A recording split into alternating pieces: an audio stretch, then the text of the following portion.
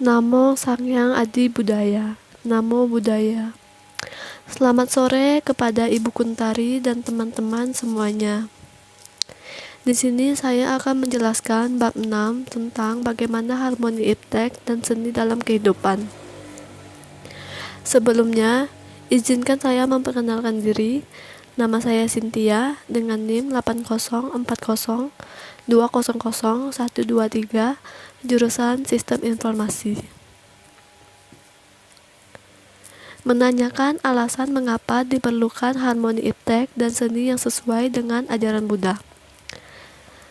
Setelah membaca dan menelusuri tentang pandangan agama Buddha, iptek dan seni, tentu kalian akan dapat mengenali salah satu bagian dari isi kitab suci Tipitaka, yaitu Manggala Sutta sebagai sumber utama dalam menggali ajaran Sang Buddha.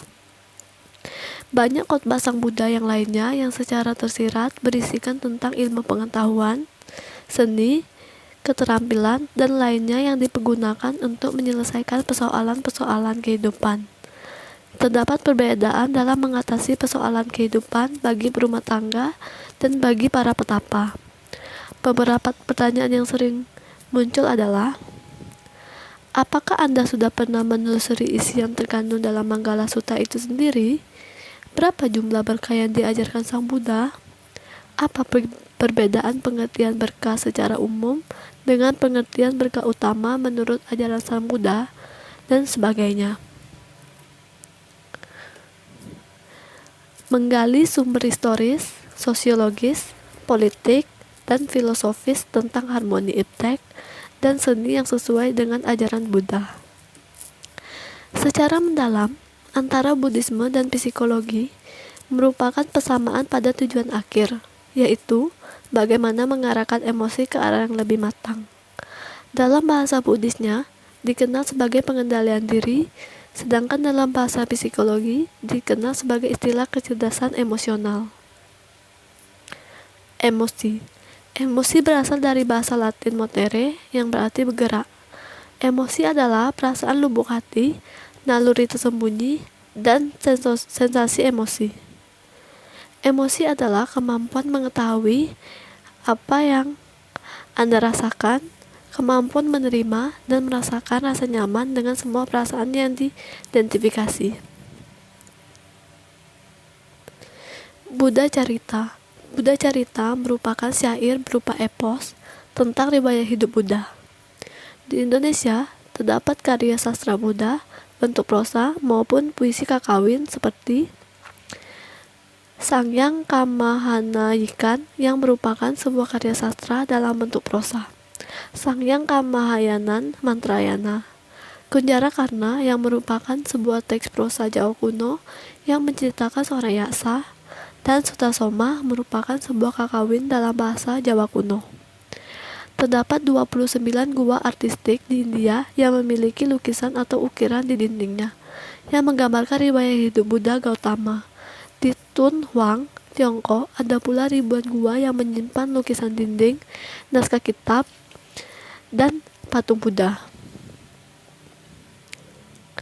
Membangun argumen tentang dinamika dan tantangan harmoni iptek dan seni yang sesuai dengan ajaran Buddha. Sang Buddha telah mempunyai visi dan misi yang sangat luar biasa untuk menyelesaikan permasalahan kehidupan, membangun keharmonisan untuk mengatasi berbagai persoalan kehidupan, termasuk persoalan yang ditimbulkan karena kemajuan ilmu pengetahuan, teknologi, maupun seni yang telah lebih dari 2.500 tahun yang lalu. Kepada 60 orang arahat, Sang Buddha mengamanatkan untuk mengembangkan misi atas dasar kasih sayang demi kebaikan, membawa kesejahteraan, keselamatan, dan kebahagiaan bagi orang banyak. Demikian juga dijelaskan dalam Manggala Sutta bahwa memiliki ilmu pengetahuan dan keterampilan merupakan salah satu berkah utama. Manggala Sutta. Manggala Sutta merupakan sebuah sutta dalam kanon Pali yang berisi tentang ajaran Sang Buddha mengenai berkah utama. Pada sutta ini, Sang Buddha menguraikan bahwa berkah utama adalah pencapaian menjadi pribadi yang sehat dan berguna, pribadi yang menjalankan hidup yang suci, pribadi yang menjauhi perbuatan buruk. mendeskripsikan esensi dan urgensi harmoni iptek dan seni yang sesuai dengan ajaran Buddha. Ilmu pengetahuan atau sains secara aksara berarti pengetahuan atau knowledge. Secara sederhana, ilmu pengetahuan itu dapat kita rangkum sebagai ilmu pengetahuan tentang kesunyataan atau truth yang berisi pemahaman terhadap alam semesta yang haruslah dapat kita definisikan seteliti dan sepenuh mungkin, serta yang kita capai pemahamannya melalui penggunaan indera-indera penerima, anggota-anggota tubuh, serta otak kita secara serempak. Itu adalah pengenalan atau pemahaman yang menyangkut penggunaan semua kemampuan manusia dan usaha-usaha bijak dan seteliti mungkin yang telah dipikirkan secara mendalam terhadap semua bukti-bukti mengenai alam semesta dan isinya termasuk diri kita.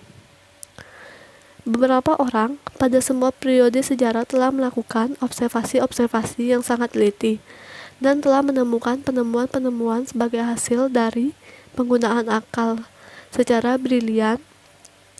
Ilmu pengetahuan adalah penggabungan bersama-sama atas semua observasi, penemuan, deskripsi, dan analisa yang senantiasa secara terus-menerus mengumpulkan hasil-hasil penyelidikannya menjadi semakin banyak lagi, serta sebagai pengantar untuk saling menghubungkan antara satu dengan yang lainnya dan untuk dapat menciptakan pemahaman yang paling baik atas alam semesta yang telah dicapai oleh umat manusia. Oleh karena itu, prasangka yang buruk terhadap ilmu pengetahuan merupakan sikap yang tak memiliki dasar yang kuat. Rangkuman tentang harmoni iptek dan seni yang sesuai dengan ajaran Buddha. Perkembangan iptek ternyata tidak sejalan dengan perkembangan batin manusia. Bahkan, ilmu pengetahuan dapat mengondisikan batin manusia menjadi semakin merosot. Kemajuan ini dapat menjadi kontraproduktif bila mana kemajuan ini tidak dapat disertai dengan moral spiritual yang memadai.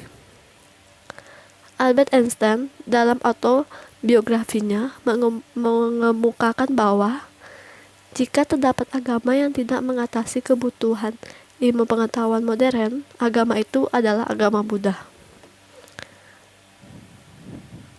Sekian presentasi dari saya ucapkan terima kasih. Namo Buddhaya.